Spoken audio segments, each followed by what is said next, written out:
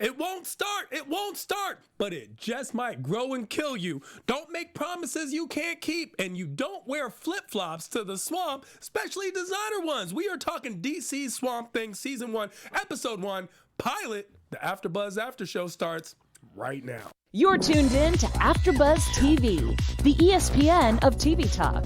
Now, let the buzz begin. I really feel that Adam is the most likely to wear designer flip-flops to the swamp.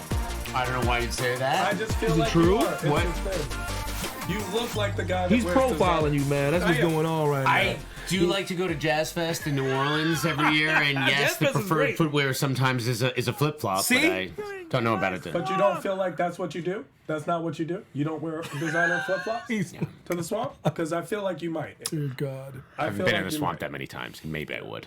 And Evan would probably wear An boots. aqua sock? He's a boot person. He's a boot guy. Yeah, but I'm too broke to have designer flip-flops, man. I feel like Evan would wear Old boots Navy flip-flops, holla at your boy, though. to the basketball court. And that's how it goes. And we're talking all things DC Swamp Thing, Episode 1, Season 1. This is Season 1. You're along with us for the ride, for the whole thing.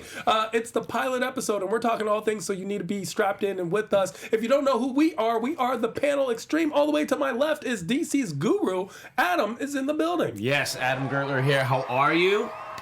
Adam, we're wonderful. I don't even know how I got in this room. I was invited to watch the pilot episode of Swamp Thing. And I thought that was cool. I'm like, great, get to see it early. Exactly. And now I'm in this room and I don't know what's going on. Don't worry.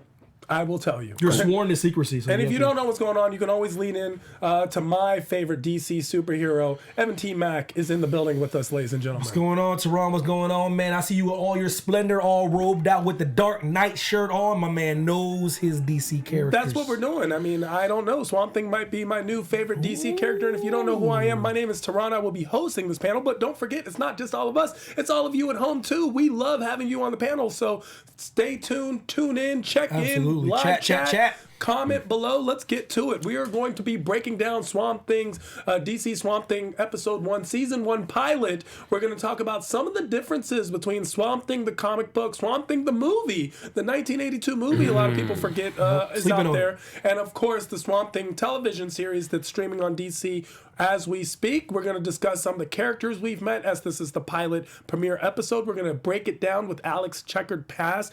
Abby has a checkered past of her own. Abby, oh man, we were loving her. Maria goes in, and we need to get that story. The swamp disease, that's the setup for the mystery. Of course, the mystery of the swamp. What's in the box? We all wanted to know, and we kind of know, but do we really? Back to the bayou, because we got back out there on the swamp, and a lot of things happened. We had a Swamp Thing sighting, which was super exciting. And of course, we're going to have our favorite top 3, which is the top 3 made you jump moments of this episode. We want to hear your top 3, so let us know below. News and gossip, Adam's on that because he's the DC guru. Our special segment, Who You, which is going to be basically the scene that reflects the most of who you are in the inner swamp that you represent. Predictions. Let's talk that predictions episode 2. But before we get there, I think we need to see overall thoughts on this episode. Adam. I gotta tell you, the DC universe keeps getting better and better. Yeah. I have to say, as a DC fan, I've pretty much moved off of the CW shows, and I'm taking up residence at the DC universe. I thought Titans was really good, fun, kind of, corny at times, but great action. Yeah. I thought Doom Patrol is trippy, funny, out there, amazing. This show, I mean, right now, it's already the best iteration of Swamp Thing on the screen, and we hardly even saw the Swamp Thing. Without question. And I have a real soft spot for that 1982 movie with the rubber suit, but there's some great stuff in there. That's a Wes Craven movie. Yes, it is. But as a kid, I love a monster that's also a hero, and I'm very positive so far. Very positive. 100% with you, man. When we first started the DC Titans, me, Tehran, and Chauncey, we were excited about the platform and what they could do and how they can express themselves with no holds barred, with no limits, with no not like they're like trying to get as far away from the CW, but what they can do, they're allowed to go a little bit further. And Berlanti produces on a lot of these too, so it's not even like he's cut out. And we all know when it comes to like the war between Marvel and DC, we all know like DC shows and even like the animated features, like they're like incredible. And Swamp Thing is no exception, man. It's episode 1 is unbelievable. It truly is, man. As far as like from the story build, from the build up to getting to the part where they unveil Swamp Thing. The characters, pretty solid actors. We got Tuvok from Deep Space Nine. You know, we've got some great actors that we all know and love and seen in so many different things. So, man, Virginia Madsen. I'm excited, man. I'm excited, man. My concept. First of all, I'm glad that both of you are way excited about the show. However, I'm excited about the show, but wasn't as impressed as either one of you. I'm surprised by that. And I'll tell you why. Because I was expecting this from DC's streaming service. And now they've set this bar where I expect this. I expect it to be better than CW. I expect it to be dark. I expect it to be a genius. And I expect the writing to be on par. I was on board. I was impressed by the Titans. And then I was impressed again by Doom Patrol. Now I just expect it. In fact, I was waiting for Swamp Thing to fail. How can you go 3 for 3?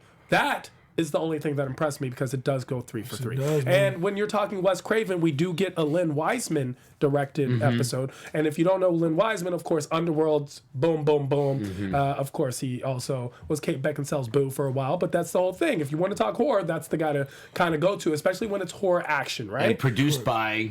Exactly. James Wan. I mean, you feel the great James Wan. So you have a lot of backing there, and of course, and we also get half of the writing group of It on board, right? So we have that guy. What was it, Gary Daberman? That's great. I mean, so we get that scary element. We get that. We get great characters, great character development, and this is actually a show that's in between Doom Patrol and Titans. It's actually a perfect one in the middle. The way Titans was set up as a basic superhero show in a way, and then Doom Patrol was very, as you put it, Adam, trippy. An anti-superhero show. Here we get the perfect blend of the two. Where we get an action adventure, a little bit of trippiness, a little bit of straightforward superhero, but it's the anti-hero hero who we all know as Swamp Thing. So I'm very impressed with how it's presented. But I'm not, because I expect this from DC services. Now, I want all of CW shows to be transferred to DC streaming, because then we actually get the show. I'm getting tired of Flash being the fastest man alive, except for the one guy that he has to beat every episode, every season. Yeah, they just start to feel really rote. They feel procedural. Absolutely. I've always said, even on DC Movie News, I'm always saying, like, we don't want 22, 23 episode seasons where nothing really happens and it's recycling the same kind of things. Give us a tight 8, 10, 12 episode series, tell one story. And we get that. And we get that this season. We're going to talk about the news and gossip, so I'm so glad. Let's talk about some of the differences. Evan, you are the DC superhero, so you lived with some of these people. What are some of the differences between this Swamp Thing and the Swamp Thing that we know and love? It's very interesting, man, the way they did it. They changed, like I said, we were talking about when we were watching, they kind of changed the origin just a little bit. Just about how he becomes Swamp Thing, you know what I mean? Like I said, in the original, it's an accident. It's like he makes himself the Swamp Thing inadvertently, and, you know, there's a lot of tropes that do that, a lot of comic book characters that do that, and I just like that they went away from that a little bit and kind of just made it their own thing, just for the newer generation that doesn't know who Swamp Thing is. For people like us that are kind of familiar with Swamp Thing, we kind of like I don't think we mind like subtle differences. No, and we were talking about when we watched it, like they made it more dramatic. It fit into the story, into the plot of what they were telling. That, you know, they had Alec Holland. He's out there. He's trying to save the swamp. Yeah, he's trying to stop this product that's being dumped into this accelerant, and he foolishly goes out there on his own, and he pays, a price. And they did a good job, because he's like, he's like a scientist guy. He's like a guy that's like, he thinks he's on to he's something. He's not just a scientist, he's a redeeming scientist. Yeah, and that is a bit of a change in storyline. I agree. And the thing is, he's put like this. He knows there's something up, but he doesn't think it'd be to the point where he can't go around and, pick up a couple things. You know what I mean? He did not know how serious this was. And it he ended up making a little bit of a mistake. They kept the name Alec Holland, but the name they didn't keep is Alice Cable, which is interesting because that's the government agent in the movie, Alice Cable. However, in this episode, the officer's name is Matt Cable, so they kind of kept that. And then here we get Abby Arcane, who's a doctor from the CDC's Academic Epidemic Services. We get that. And, of course, Anton Arcane is the doctor who's the crazy one in the movie in 1982. So it's a lot of nods. It's a lot of nods, but not any direct. So they said, hey, we're going to take this and make it our own. And that could rub people, that's always going to rub the super fan people the wrong way. It always is, until you got to take a step back and realize they're doing the tip of the cap to you, and they're trying to create this new thing. And I already know what's going to happen when that first episode, when everyone, it kind of like settles a little bit, people are going to be like, well, that's not the person it was, and that's not this person. There have been a lot of different iterations of Swamp Thing, right? And a lot of retellings. Most famously, Alan Moore kind of revamped it, retold it, and there is certainly a romance that happens with Abby Arcane, who I believe is the daughter of Anton Arcane, and that would remain to be seen. He might not even be part of this season. We don't know if we're going to see her father. We actually hear that she sort of had a pseudo-adopted family in this first episode, but nothing about her might actually play into Anton being her father and being a little crazy and possibly being the reason this is going on in the first place. Let's remember, we don't know, so we'll get into that in the predictions. Let's talk about the characters we've met so far, and I'll go through the list. Of course, we were introduced to Dr. Abby Arcane. We see her as she's part of the CDC's Academic Epidemic Services. We meet her in Congo. So she's obviously, and she takes her mask off, and so we get and a speaks little the language. She speaks French, not the language, but the language they were talking. One of the languages. Were they speaking French? Oh yeah. I couldn't even tell what language it was. I'm like, they speak her language. Yes. Because they have the African accent when they speak French. It kind of sounds. Is that the national language of the Republic of Congo? Unfortunately, it's the national language. 100%. Actually, very recently, Rwanda changed it to Swahili. Yes, they did. So that's the French were people. The people be sleeping on the French. They were all up in Africa, just telling everybody this. We gonna do all this. Settle here. You speak French. And you speak French. And you speak French. But we meet Dr. Abby in Congo, and we see her relate to the. She obviously is caring. She's a little bit daring. We get a little peep into her as a character. What did you think of Dr. Abby Arcane? Well, I thought she was strikingly beautiful. She's gorgeous. Sure, she is. And I thought it was interesting that we meet her first before Alec Holland. I thought that was kind of great. Then we've established her credentials, and she's introduced to this new outbreak of some disease that's happening coincidentally in her hometown. Yes. And she's the one they send in. So we already know that she's accomplished in her field and that she's got a reputation to be able to stop this thing. You know, they're worried that they have an epidemic that no one can recognize what the illness is. Yeah, and I've always liked that whole thing where, you know, no matter how long you try to stay, where something brings you back to where you're home. I always like when shows or movies do that. Like you're staying away from your hometown for a certain reason, but even despite all this, like something brings you back, and you have to come back to your hometown. You have to face your demons, and you have to face a new thing and grow as a character. I've always liked that kind of thing. And narratively, it allows us, our main character, our main human character on the show, to have supporting characters that she already has a history with. Correct. So you don't have to kind of go through that with every single person. Like, how do you know this person? How do you know this person? No, they grew up in the same town. And there's a past, and there's a big missing area, which is kind of ripe for storytelling. I agree. So we get this feel of the hot zone where she's in this dangerous situations. We get that she's intelligent because not only is she a leading scientist for the CDC, but here she speaks French and she speaks it pretty well. So enough that someone who's a French speaker from Congo, that's their national language, so they can communicate. She builds a rapport with the child, with the male child, and engages with the sister, something that her coworkers were not willing to do. And they were like, don't take off the mask. So we get a little feel for Abby Arcane. It's such a wonderful, and throughout this episode, we see her. She's a little daring. She is obviously running away from Marais, which is her hometown in Marais, Louisiana. Yes. But compassion. We know that she's compassionate. Absolutely. But she's dedicated to her work. But that dedication is inspired by this event that we don't have the actual context for yet. And going into the dedication thing is like, even despite her demons there, she still went back home. She did. Because she was called for this situation, and her job and her duty and how she's built. She's like, there's something going on. I think there's a bigger mystery there. I think she volunteered for this. Oh, I have no doubt. She volunteered for this because it has something to do with Shauna, which is what we're going to get into when we She discuss might her be checkered looking past. for some sort of redemption. Correct. I agree. Correct.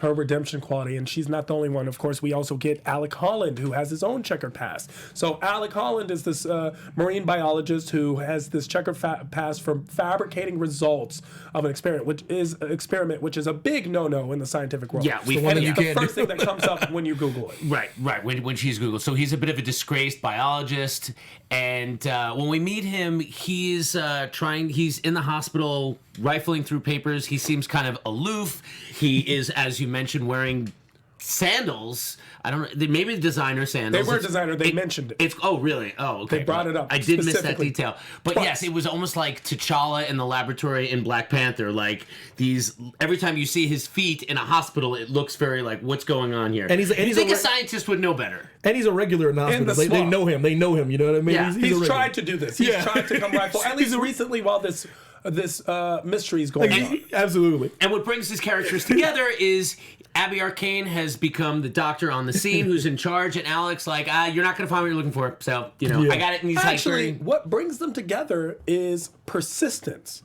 And I'll tell you, Alec is a persistent. So we see this inspired, dedicated scientist in Abby. We see a persistent scientist in Alec. That's the difference between them two. He was fired 2 weeks ago. He's not specifically dedicated to this cause. He is dedicated to finishing what he started. Especially being like, and somewhat clearing his name, man. He's a disgraced biologist, man. And he's like, if I get onto this, you can't deny this. This is because he think maybe this could. I don't think that's what's. I totally disagree. I don't think that was the concept, because he specifically said, "I wish when people Googled me, nothing would come But yeah, that's what he's saying. But nobody wants that to come up. Everybody wants to be able to redeem themselves from their past mistakes, man. Everybody. He seems to me dedicated to what he's on the brink of discovering. Like he's discovered this mutagen that even recently has multiplied its activity, and he feels like it's related to this disease possibly. He's on. And yes, he is persistent because, as we said, he was actually released from his position several weeks earlier. And then he was hired, so whatever they're hiring you for, I'm not believing another character which we met, which is Avery Sutherland. Yes. He seems a little shady because, first of all, you don't, I hired you to help redeem you. However, no, but he did hire someone who has a history of fabricating scientific results. And he hired someone who he thought is a very smart person. Now, maybe he saw that persistence in fabricating scientific results, but he specifically says, I still stand by. Oh, absolutely. Stand by my discovery. Mm-hmm. It's unfortunate that I had to go. The ends didn't justify the means only because I was caught. But he still like, I still stand by my work. Though. So it tells you a little bit about who we're talking about. So Avery Sutherland, played by Will Patton. Yeah, and by the way, whenever Will Patton's on something, I'm like, this is going to be a good Yes, you did acknowledge that during the show. He always talks. Remember the Titans. That's all I'm going to say. Will Patton. He's good in everything. He's just that guy. Mm-hmm. And it's going to be in the South. He's in the South. very it's in smooth. the South, and he's going to be great. So he's hired Alec Holland, we see, and then he's also unhired him. We see him holding court at a group meeting where people are upset about what's going on in the swamp, and he kind of like takes the stage and like holds court and says, the swamp's giving us our well-being, and it's good for you and it's good for me, and everybody should just go back to work. If I was half your age, I would go back to work just like you. Yeah, that's what he says. Yeah, and he's the self-made, obviously industrialist in the area. He's wealthy.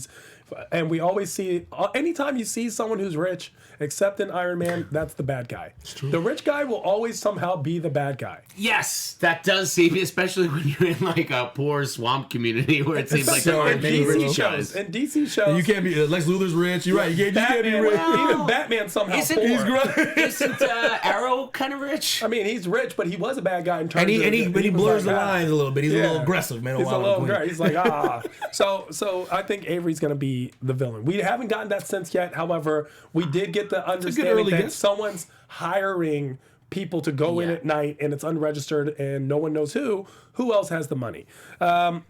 We also meet Maria Sutherland. Maria is Avery's wife, even though they were about to break up, and that's what she states as we get this confrontation. Played by the great Virginia Madsen. Yes. Great Virginia. Yeah. She had that one really powerful scene where it was such a status play with Abby Arcane, where like she dressed her down, and you have Abby Arcane, which, up to that point, she's got all the power. Mm-hmm. And much like when you go home for the holidays and you become like reduced to your 11-year-old self. That's what we see happen to this accomplished doctor. So true. And she preys on her guilt, and she sticks it right in. She jabs that knife right between her ribs. And she's got a lot of resentment related to the death of her daughter, which was Abby Arcane's best friend. Shauna, who she specifically blames. She says, I thought it was my fault, and then I realized, no, it's your fault. Like, you did this. Like all these years, all this alcoholism, I'm over here sitting back like, wait a minute.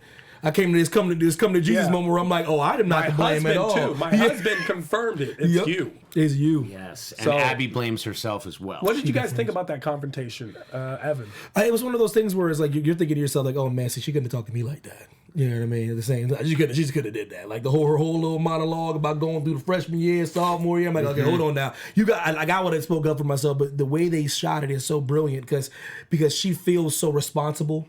That she's like, yeah, I'm going to take this, though. Let me just sit here and let you, like I said, dress me down in this bar, say what you got to say, because I agree with you to some degree, and I know you're in mourning, I know you're still upset, and I know you've been waiting to do this. So I like the way they did the scene, because that's, to me, pretty much how I think it should go down. And out came the dry tears, the tears that are, I'm not even sobbing, I'm not upset, I'm just taking it. Taking it like a champ, man. No quiver, just tears. Seriously. That was so good. We also met Matt Cable, who was the police officer.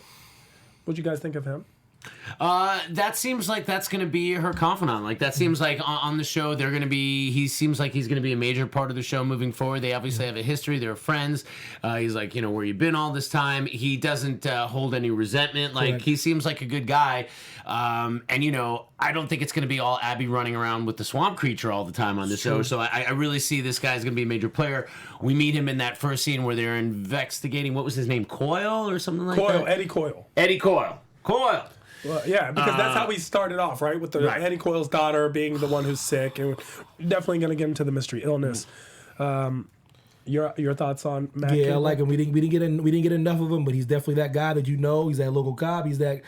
Like I said, he's gonna be that confidant. He's gonna be that guy that can get things done. Maybe show her some things that, like before, things that she maybe like, he's not allowed to show her, but just because he trusts her, like I think he's gonna be, a great addition, like a great ally while she's trying to figure out what the hell's going on and who she saw in the swamp. Every time I see a cop, I always think good cop or bad cop, and this was definitely good cop. At least the one who believes in justice and maybe even if he breaks the rules, it's for the right thing and not the wrong reason. Correct. As we saw how he did not go through with arresting Alec. Correct. Because Abby was like, well, he didn't do it. And it's like, there's a bigger picture. He trusted her. Yeah, he trusted her. Oh, we also got a glimpse of Liz Tremaine, who is the bartender / reporter at the bar, and she works for the Marais Echo, which is a weekly publication. And she had a couple of some insight. She emphasized weekly. Yeah, she had some insight. She had some information. She has her ear to the ground, to the swamp. And it's one of those things where she's gonna be a player too, and she's gonna have those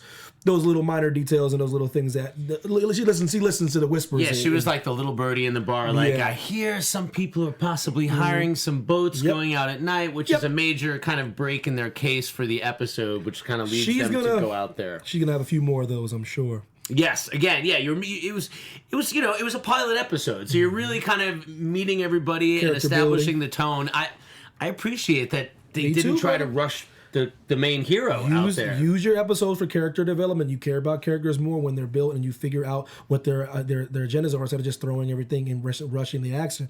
You build each character, use an episode to do it, man, and everything else will unfold and be, like I said, fall into place. That's right. The way you guys at DC care about your character building, we here care about all of you at the panel. Remember, this show is not just us. It's all of you at home. You are as much, if not more so, part of this panel as all of us. Please like and subscribe to everything AfterBuzz, especially everything DC, everything Swamp Thing. We appreciate you guys. Please join us in the chat. We always read your comments. We always interact with you guys. Like, subscribe, 5 stars on iTunes, 50 stars on iTunes, thumbs up, all that good stuff. Please, for all your latest and greatest DC. news. Thank you so much for making us be the ESPN of TV Talk. That's right. Ryan's in the booth, and Ryan is getting a full blast of the swamp disease because that's what we feel is. That's how the episode actually started. Was we had a young kid who was bleeding, what looked like blood, but it was thicker. And it was thick and brown and swamp mucus. Yeah, the show does not back off the R rating that they promised. Like from that cold open where we saw that kid in the boat get straight run through, like you were saying, Wolverine style, split in half, blood goes everywhere. We're like, that's the kind of show. Use that R rating title, yeah. We got a couple F-bombs too, but we also get Eddie Coyle being her father, and Eddie was also the man on the boat in the beginning, so it's like he brought this disease home, maybe, we don't know. That's a good thought. That's a good thought. Something's going on, so she gets infected in class, collapses, and of course there becomes an epidemic, and that's what even brings Abby Arcane back to Marais to begin with. Exactly. So, what'd you guys think of this swamp disease? We know it's mutagen caused by this pathogen that's an accelerant. Yeah, I think it's a good. Like I said, it's a good. It's a good mystery right now. It's one of those things that's it's like the whole town's invested in it. There's a town hall meeting. There's this really good build and there's this really good like what this mystery is of what it actually is. It's like the MacGuffin, I guess, right? Yeah, I mean, like it's the thing that kind of sets everything into action, gets everybody to where they're located, and it always.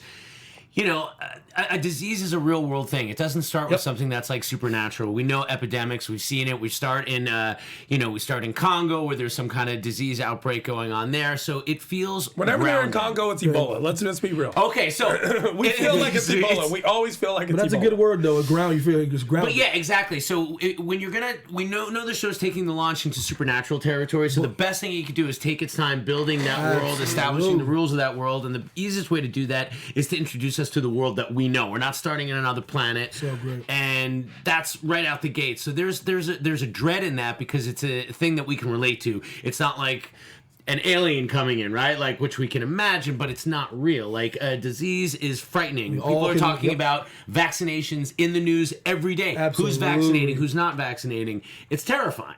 They knew what they were doing with the writing there because it's a very real thing.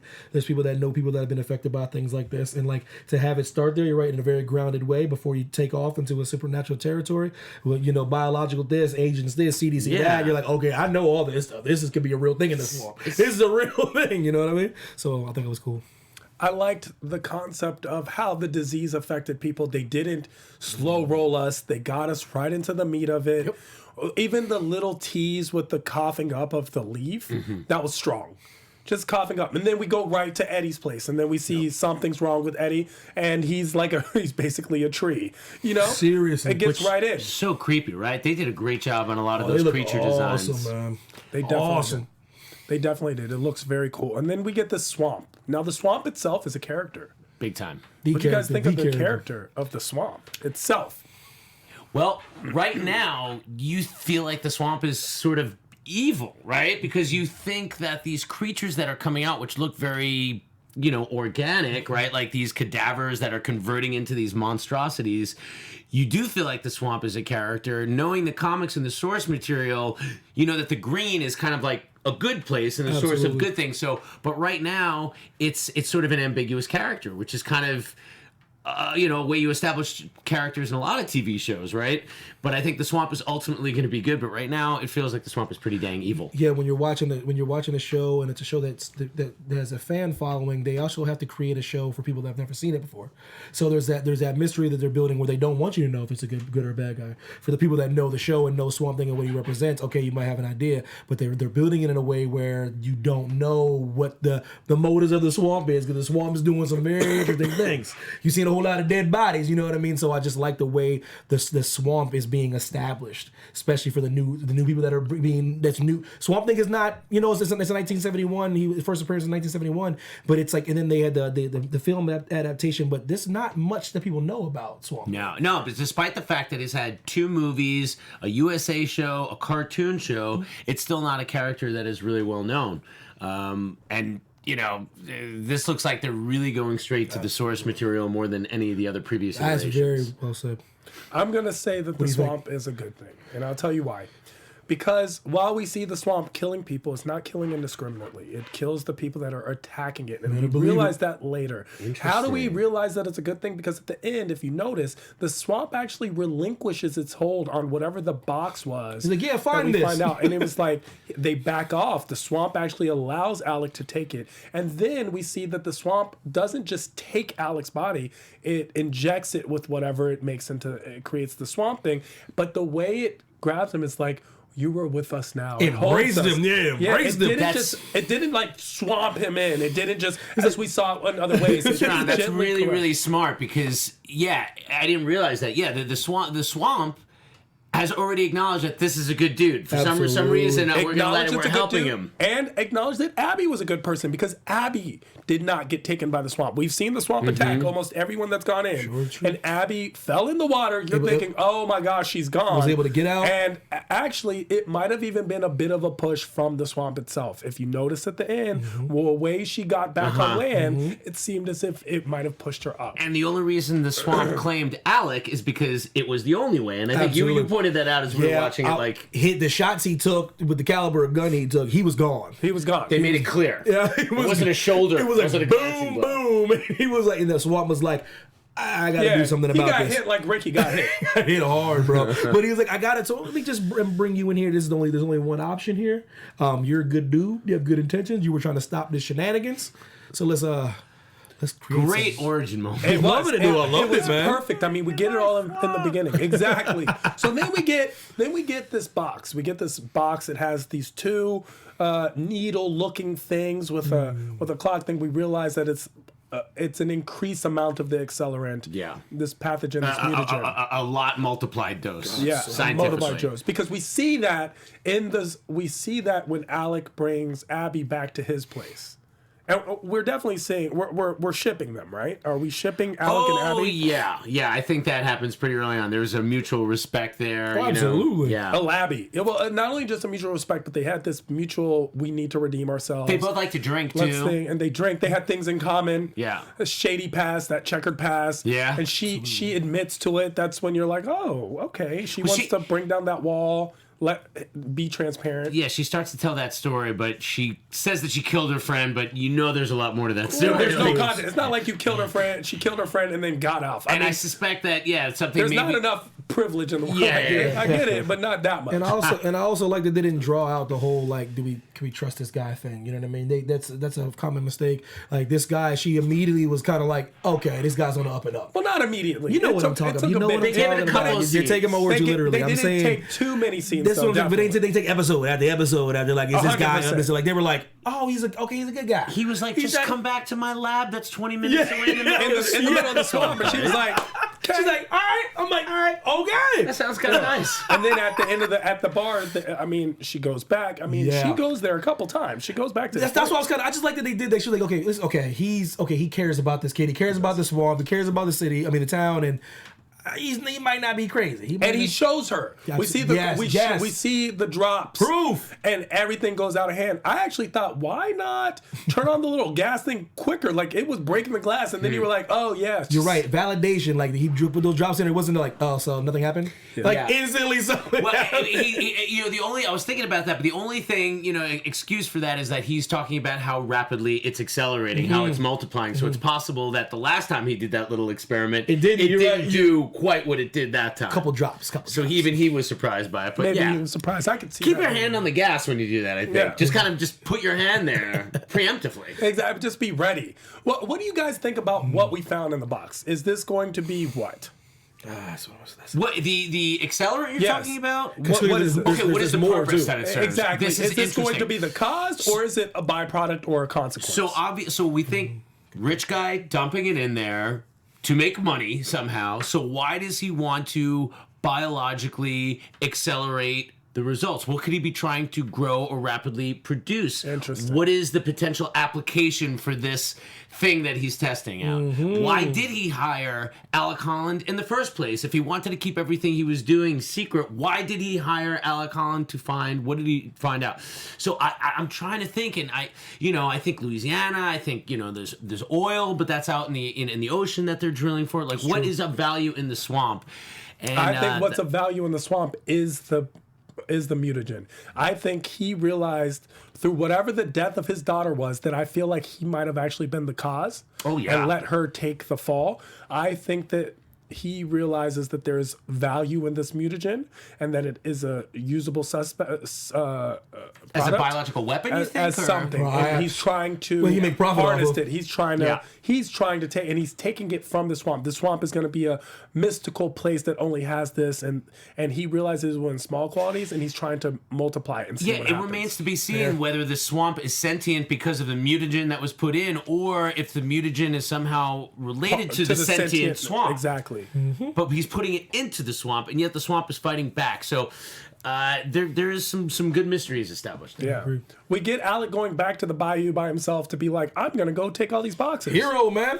Hero or dumbass? Like I said, like a hero and dumb is a very fine line, man. You gotta throw your caution to the wind, man. That's Dark like, too. Yeah, that's his like tragic mistake or whatever. I mean, like ultimately he's cursed with becoming a monster because he makes this It's a very terrible choice. Props though. Props for going in the dark swamp with the gators and the random boxes. And Actually, props to the actors for doing that in real life. Let's not They forget really this did is shoot in not. the swamp. I'm telling you, This is man. not a cartoon. This is real. They're shooting in a swamp. They're Very impressed. This was them being dirty, nitty gritty, everything. Very impressive. Yeah. Because they're shooting for hours and hours. Yeah, and hours and the hours. look, the production look of the show Looks is, good, right? is really, really good. And a great and the cinematography. That color is swamp. Yes. It is a swamp filter. Like if I was scrolling on Instagram, I'd be like swamp. Yeah, and they use a lot of those sort of Dutch angle, like horror, tilting the camera, and that very like droning sort of sound effect. It all adds to the swampy, dark horror aesthetic that the show has. Very different than Titans and Doom Patrol. Very does different. not, it doesn't even look how all Marvel movies can kind of have the same pastiche or whatever, that kind of look of a game. These look very different. Yeah, it looked like Oslo for Doom Patrol, right? Yeah, Oslo yeah. Instagram, and then the Lagos for Titans. Yes, And then yes. this one is whatever is Cairo. Like it's just like a different one. It's like Tokyo, whatever. It's just a different filter. Total different feel. It was yeah. good. It was strong. I really appreciate it, but him going back to the bio to me was stupid. And he went by Yeah, it was himself. definitely stupid, and that's what he pays for. I And mean, then Abby going back out there to find him. Equally as dumb. Kind of dumb. I can understand wanting to do that. I was a little confused about that. So I thought she was going back to the hospital, and then she heard the explosion. Before she got to the hospital. I thought so. I think she heard the explosion and went out there to check it out. Right, I just Like, didn't know oh no, where was she when she heard the explosion. she was in the house when she heard the explosion, and she was like, "Oh no, that's Alec. Let me go see what happened." So he goes out to find those boxes, and she's like, "I'm going to take these samples back to the hospital," but maybe she hadn't left to go to the hospital yet, and she was still. And he got shot up, and then of course she went out there and also gets knocked in, but knocked in the water, but not damaged because of his growth. She has a face-to-face encounter with a swamp monster, like a bad swamp monster that's reaching out and like chasing her down. But that is gonna be, I mean, that's Alec, right? That's the swamp I don't know thing. if that was Alec yet, because then Alec's hand, his more human hand, comes out. So I don't think all those branches that were like chasing after, I don't think that was him. Yeah, but we saw the swamp thing come out after, and he, like, I felt like that was Alec. Like, hey, no, It's possible. something. It's possible that those might have been him freaking out. Like he doesn't know. It's like How to a use new his powers, yeah. Yeah. Possibly. I mean, it's definitely. He didn't even have a mouth when we see him. No, but we definitely get a swamp thing. Yes, we get we get a swamp thing. A swamp thing. If nothing else, we get something. Yes. So, what did you guys think of seeing that swamp thing come out? I mean, Looks perfect. it was perfect. It was. They've talked. I mean, it was actually the same actor that did the suit work in the first two films and the show. And so there was a previous actor. I'm forgetting his name right now, but the suit in the second movie, Return of the Swamp Thing, or Swamp Thing Returns, was better looking. He looked really bulky. Like the first one was looked like tights.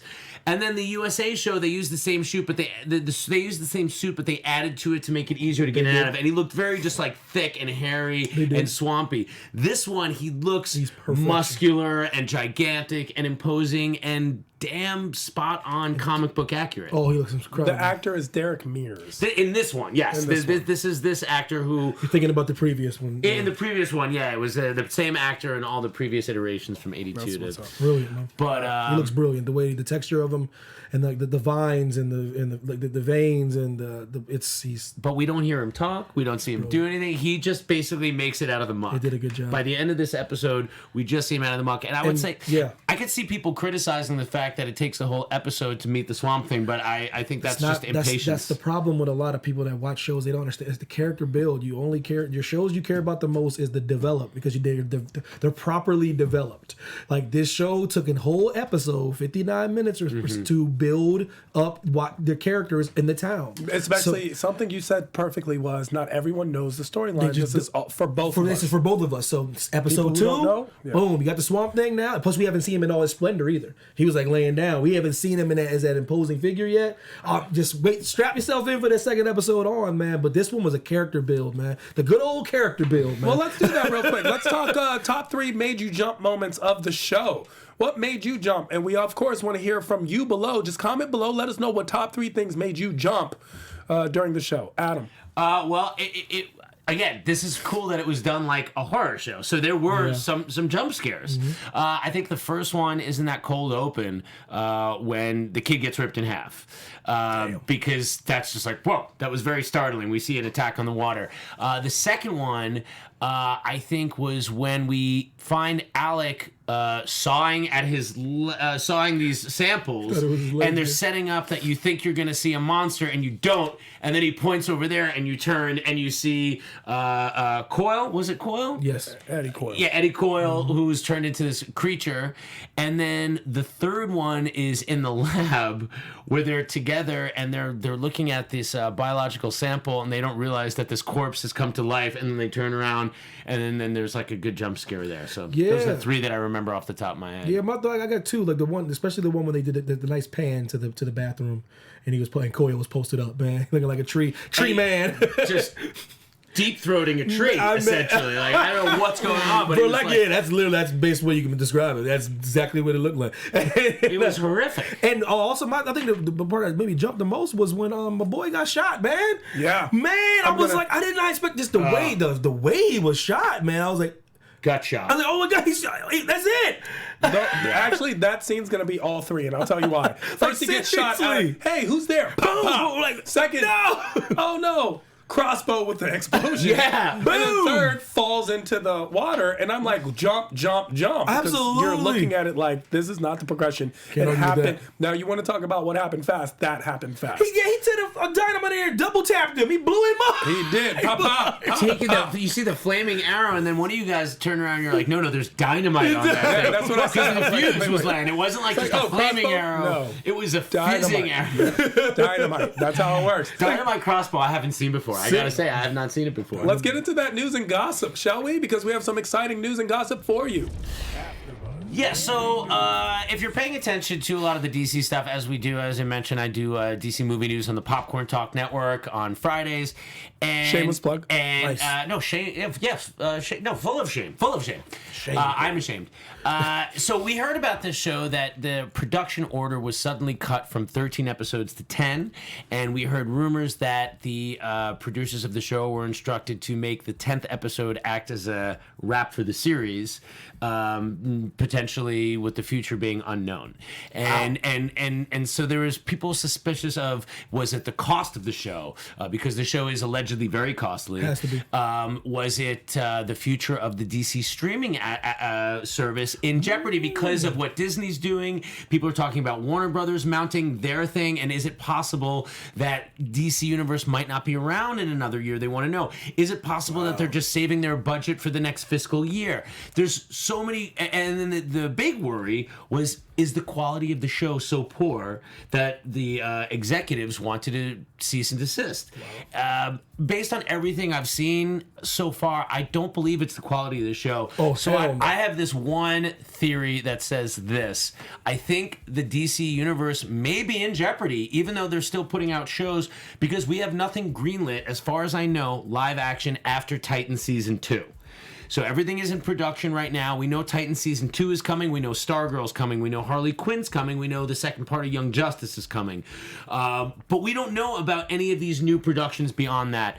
So I don't know if that's a good or a bad thing, but I will say if this show does well and it comes off good, it will find another life somewhere. But I don't know. There's a lot of mysteries wrapped within that. The streaming service was always a bold choice, a bold step. It was a risk, man. There's so many different platforms that people pay their monthly subscriptions on. So doing this was always bold. There's always a risk involved by doing this. You know what I mean? By just making your own separate entity. Just for the DC That's part. what I'm trying to say. Yeah. So like it was always bold. I said I love it, but it was also bold because you're asking these people to pay money for another subscription service. The Hulus, the Netflix, the Amazons, you know what I mean? Like all these things that people have. Right. The Disney thing coming. Like it was always a big. I thought it was ballsy.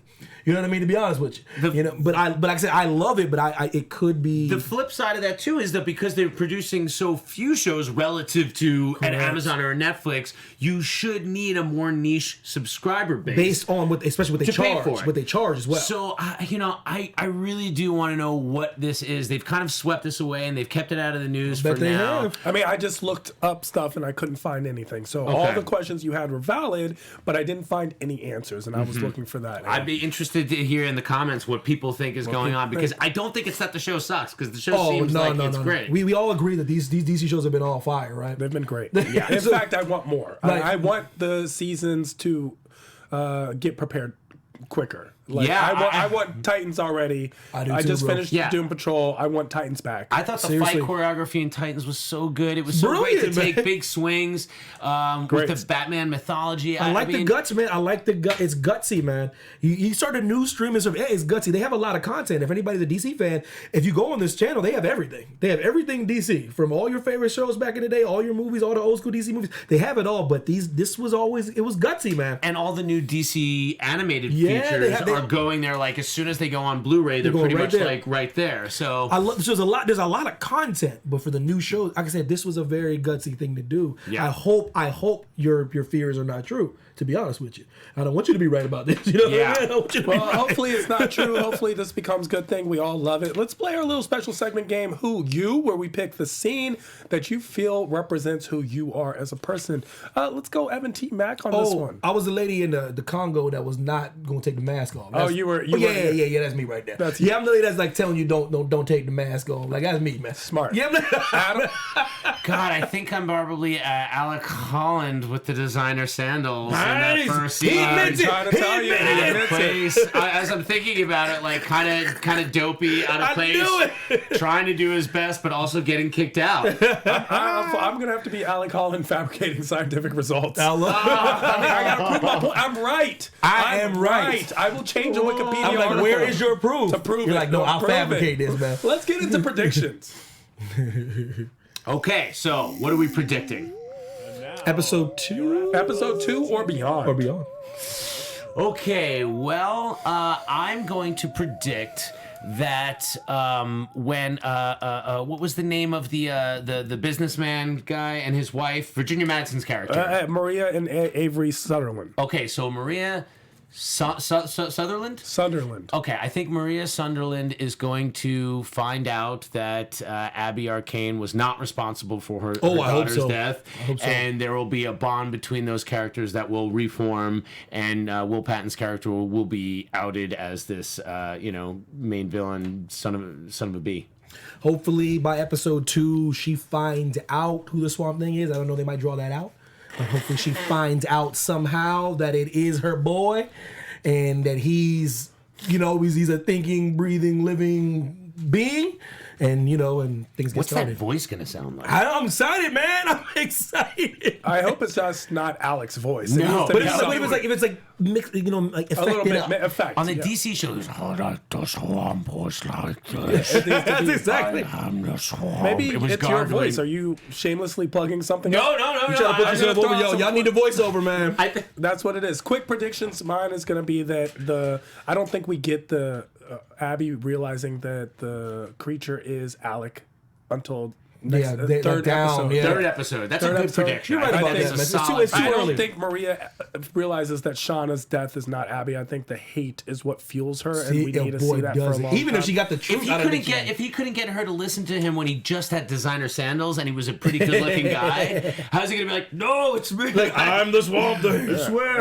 And I think Matt's gonna be more of a hero than we realize. Matt's gonna come to the rescue, and that Liz is gonna be extremely helpful when it comes to information. We're gonna see a lot of her being Good stuff, instrumental. That's my predictions. But we'll find out. We'll find out more next week when we watch more Swamp Thing. Until then, where can people find you, Adam?